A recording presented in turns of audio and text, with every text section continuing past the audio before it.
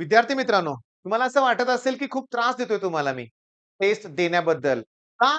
तर तुम्हाला live lecture attend करायचे आहेत, तुम्हाला ऑफलाईन तुमचा क्लासेस आहेत, तुम्हाला क्रॅश कोर्स तुम्ही घेतलाय त्यातले लेक्चर्स बघायचे आहेत, सेल्फ स्टडी करायचा आहे आणि मी तेच म्हणतोय टेस्ट द्या. दिली का टेस्ट? Last chance.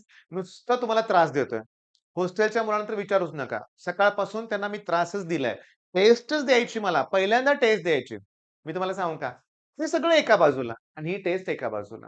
3 तास वेळ काढला पाहिजे. तुमचा त्याशिवाय कॉन्फिडन्स वाढणार नाही. मी माझ्या अनुभवातून सांगतोय बाळांनो. बरं हे का सांगतोय?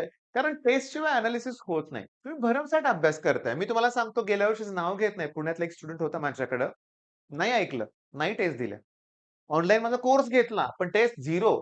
सांगून थकलो मी. नाही सर चाललाय. मी ऑफलाईन पण क्लास जॉइन केलाय. तिथले आमचे सर दिवसभर आमची तयारी करून घेतायत. अरे टेस्ट कुठे आहेत खरं?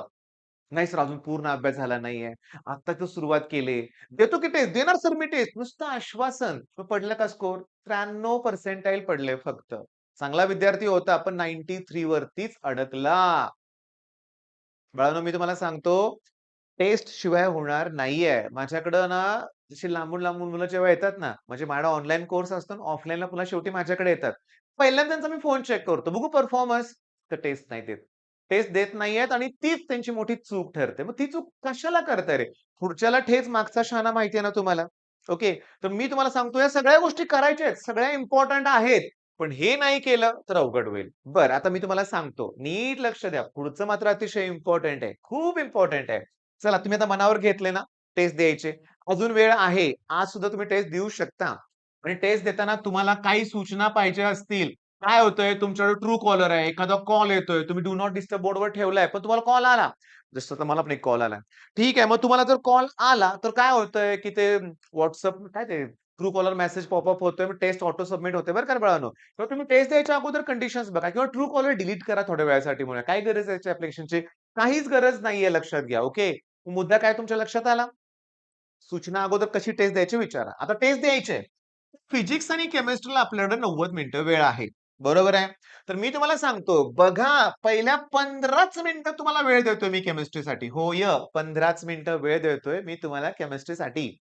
या 15 मिनिटात ना लाईन टू लाईन क्वेशन्स तुम्ही फक्त अटेम्प्ट करायचे. होय, अतिशय ईझी क्वेशन्स आहेत ते अटेम्प्ट करायचे बाकी नाही. म्हणजे रोसेनमन रिएक्शनमध्ये कॅटलिस्ट कुठला वापरतात? पॅलाडियम ऑन BaSO4 केला अटेम्प्ट. सोल्युशनमध्ये डेल्टा टीबीचं न्यूमेरिकल आहे. येतंय मला. स्किप करायचं. हो, स्किप करायचं. विथिन मिनिट होणार नाहीये ते. ऑप्शन्स पण खूप क्लोज असतात. सोल्युशन टॉपिकचे कॅल्क्युलेशन टफ आहे. स्किप करा. 15च मिनिटात तुम्हाला केमिस्ट्रीचे नाही म्हणले तरी जेवढे होतील तेवढे होतील बरं का. उगाच आकडा सांगत नाही. तुम्हाला टेन्शन यायचं आणखीन. ओके. बरं त्याच्यानंतर मी तुम्हाला ना 25 मिनिटं वेळ देतोय फिजिक्सला. होय. बरं ह्यात तुम्हाला सांगतो 10 टू 15 क्वेशन्स अटेम्प्ट केले तरी बाद झाले मला बरं का या 25 मिनिटात. झाला किती वेळ बघितला का तुम्ही रे? 40 मिनिटं वेळ झालाय तरी 50 मिनिटं शिल्लक आहे. त्या 50 मिनिटांपैकी पुढची 30 मिनिटं मी तुम्हाला केमिस्ट्रीला देतोय. का? स्किप केलेले क्वेशन सोडवायचे. मुलं चुकतात कुठं माहितीये का? स्टार्ट केमिस्ट्रीने करतात की, पण तासभर केमिस्ट्री होय. मग फिजिक्सला वेळ पुरत नाही. तो तणाव येतोय. बरं केमिस्ट्रीमध्ये पण विचार करायचाच नाही. इनिशियली पहिली 35-40 मिनिटं मला इथं थिंकिंग करायचं नाहीये. नुसतं अटेम्प्ट करायचंय. येतंय अटेम्प्ट नाही तर दिला सोडला. ओके. बरं आता एवढं करून पण किती वेळ उरला रे? 40 आणि 30 70 मिनिटं झाले ना. 20 मिनिटं शिल्लक आहेत. मग या 20 मिनिटांपैकी 10-10 मिनिटाचा ब्रेकअप जर केला आपण टाईम पिरियड 10 मिनिटं आणि 10 मिनिटं, तर 10 मिनिटंच फक्त फिजिक्सला द्या. नाही तुम्हाला जर फिजिक्स अवघड वाटत असेल तर म्हणून वेळ कमी करतोय बरं का. मी हे नॉर्मली सगळ्यांचा विचार करून सांगतोय. पण उलटं तुम्ही इथंच फिजिक्सला वेळ वाढवू शकता थोडाफार बरं का लक्षात घ्या. कारण पुन्हाही केमिस्ट्रीला 30 मिनिटं लागतच नाहीत. नाहीच लागत. 15-20 मिनिटात सुद्धा ते होऊ शकतं. म्हणजे तुम्ही टाईम मॅनेज करा आणि दीड तासानंतर मग तुमचा मॅथ्स होणार आहे.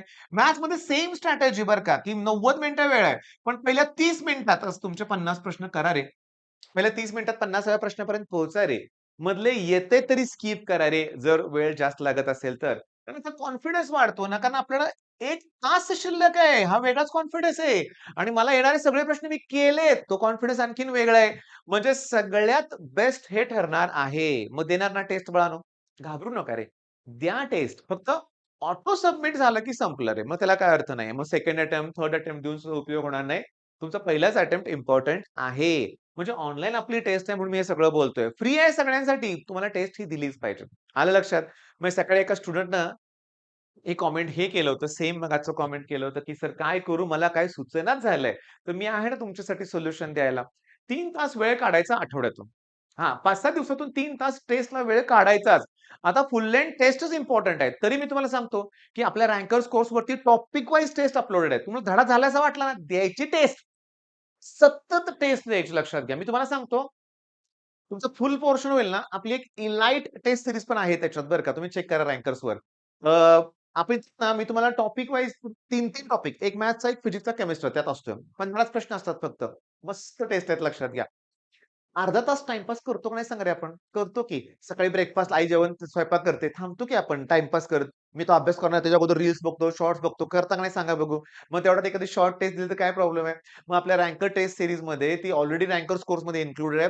ढिगानं टेस्ट आहेत. द्यायची कुठली पण टेस्ट. बघायचं किती स्कोर होतोय ते. आता मॅडम 20 मिनिटं वेळ आहे. द्या ना टेस्ट. पण फुल लेंग्थ टेस्टला आठवड्यातून एकदा तरी 3 तासाचा वेळ काढा. आता टेस्ट द्यायची आहे मला, मला पाहिजे टेस्ट. All the best.